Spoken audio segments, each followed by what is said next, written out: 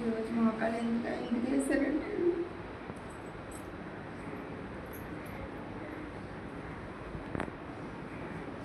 ముందుగా దేవతి నా వందనాలని అలాగే కూడి వచ్చిన సహోదరులని నా హృదయపూర్వ వందనాలంటే అలాగే అందగారు మౌన మీకు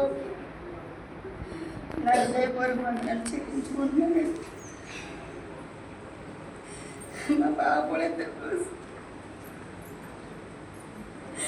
చదువు ఇష్టాలని నాకైతే ఆశ ఉంది, కానీ నేనే అంతంత మాత్రంగా కష్టపడతాను. నా భర్త అప్పుడే కష్టపడతాడు, కానీ నా బిడ్డలు ప్రయోజనం చేసుకోవాలి, నాకులాగా నా పిల్లలు వండుకూడదని నేను ఎంతో బాధపడుతున్నాను కదా. నేను 2 నెలల నుండి చాలా బాధపడుతున్నానండి. మనుషుల్లో తిరుగుతున్నాను, కానీ నా శరీరం అంతా నా నరాలంతా బలహీనం పడిపోయి, ప్రభువా నువ్వైతే నా పెద్ద బిడ్డ కోసం దర్శనమిచ్చు, కానీ నాకు అంత ధనం లేకపోయింది, నేను చేర్చలేకపోయింది. అలాగని చిన్న బిడ్డను కూడా నేను చదివించలేకపోతాను. ప్రభువా అయ్యా ఏంటి ప్రభువా నువ్వేమి పరీక్షిస్తున్నావు అయ్యా మమ్మల్ని? మాకైతే తెలియదు ప్రభువా, నువ్వు బయలుపరచని ఏ పొద్దున్న ఏ మధ్యాహ్నం ఎప్పుడైనా నాకు ఎప్పుడు సమయం దొరికితే అప్పుడు నేను ప్రార్థన చేసుకునేదాన్ని అండి. నాకేమి జవాబు వచ్చేది, నేను ఎన్నిసార్లు ప్రార్థన చేసుకున్నా నాకేమి జవాబు వచ్చేది కాదు. అయ్యా ఇంకెందుకు ప్రభువా ఇంత నేల మట్టం కొట్టు మమ్మల్ని పరీక్షిస్తున్నావు అయ్యా అని అలాగే ప్రార్థన చేసుకుని తీర్చుకుంటూ మరి మేము ఎక్కడికో ప్రయాణం వెళ్ళిపోవాలి. ఇక్కడ మాకు పని కష్టం సాలతలేదు. నేను ఏదన్నా పని అయితే నేను చేయగలను. ఇద్దరం కట్టలు కలుపుకొని మేమిద్దరం కష్టపడగలను. మా బిడ్డలకి మా అప్పుల రుణభారాలు తీరది అని నాకు ఒక ఆలోచన ఇచ్చిందండి. మరి వెళ్ళిపోదాం అనుకున్నానండి. వెళ్ళిపోదాం అనుకుని ఈ బిడ్డలు ఎక్కడెట్టున్నాయన జాయిన్ చేస్తే డబ్బులు లేవు, ఈ బిడ్డలు ఎక్కడెట్టి వెళ్ళండి ఆయన ప్రభువా అని దేవుడికి ప్రార్థన చేసుకున్నానండి.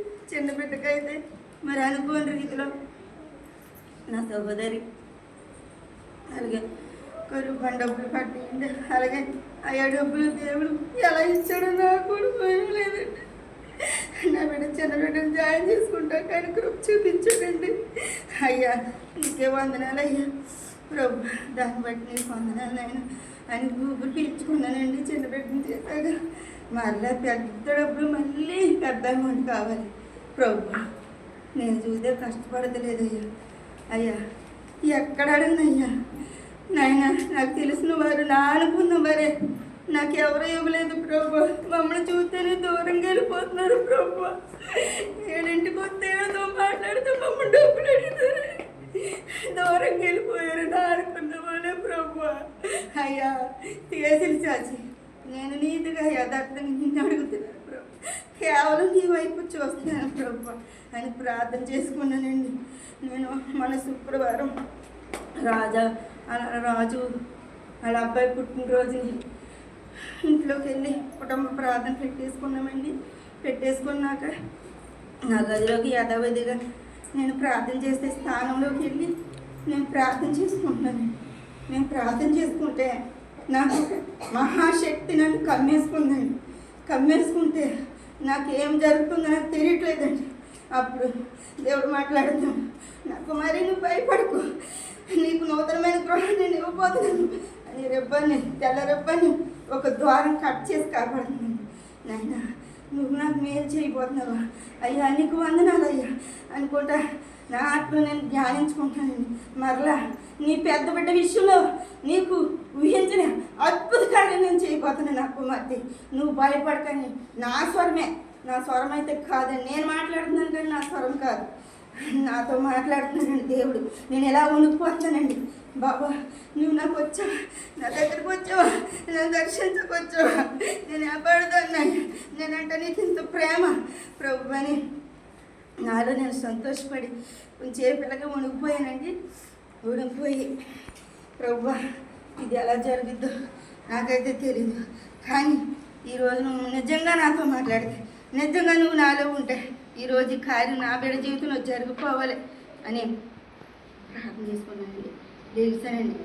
10 సహోదరి మా చెల్లి సంజ క్యాకేసి అక్క పలానోడు నేను రమ్మన్నారు అక్క బాగా ఏంటి ఇలా చెప్తుంది.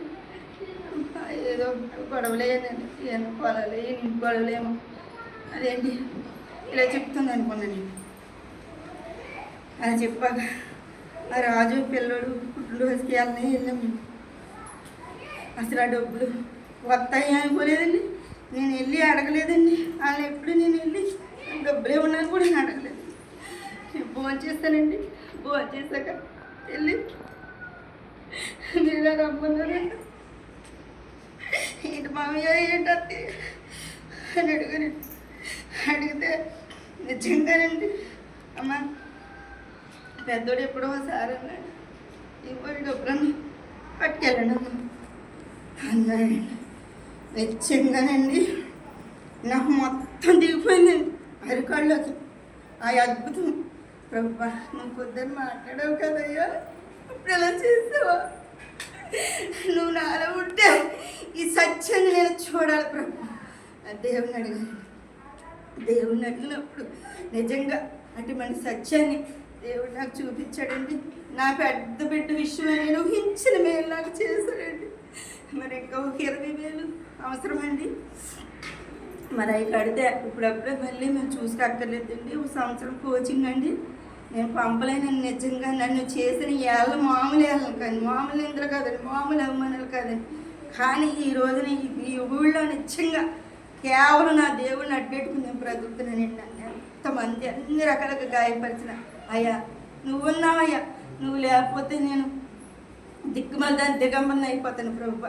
కానీ నీ చెయ్యి నాకు ఉంది కదండి. ఎప్పుడు అదే విశ్వాసంతో నేను బ్రతకానండి. నా బిడ్డ జీవితంలో చేసిన మేరకు నేను ఏమి ఇచ్చిన రుణం ఆయన రుణం నేను తీర్చలేనండి. నిజంగా ఆ దేవాతి దేవునికి స్తుతులు స్తోత్రాలు చెల్లించుకుంటున్నానండి. ఇంకా ఉన్న డబ్బులు కూడా మరి నా పెద్ద బిడ్డ విషయంలో మరి దేవుడు సమకూర్చేలాగా నేనే కదండి అనేక మందికి దేవుడు ఇటువంటి మేలు చేస్తాడండి. ఈ వీడియో చూస్తున్న ప్రతి ఒక్క సహోదరులు కూడా మీరు ఇరుకులు ఉన్నాయని, ఇబ్బందులు ఉన్నాయని, వ్యాధులు ఉన్నాయి, బాధలు ఉన్నాయని, నిందలు ఉన్నాయని, కష్టాలు అవమానాలు ఉన్నాయని మీరు బాధపడకండి. అనేక వీడియోలు, అనేకమైన వాగ్దానాలు, అనేకమైన ఆధారకరణ మాటలు నేను విని ఇంప్రెస్ అయ్యి నేను కూడా ఇటువంటి దేవుడి మాటలు అనేక మందికి చెప్పాలని నేను ఆశపడుతున్నానండి.